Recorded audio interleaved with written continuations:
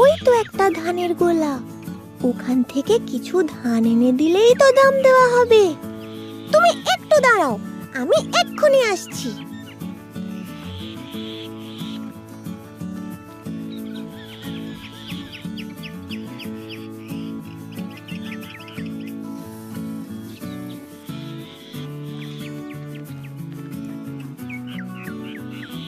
এই যে, আমি ফলের দাম নিয়ে এসেছি।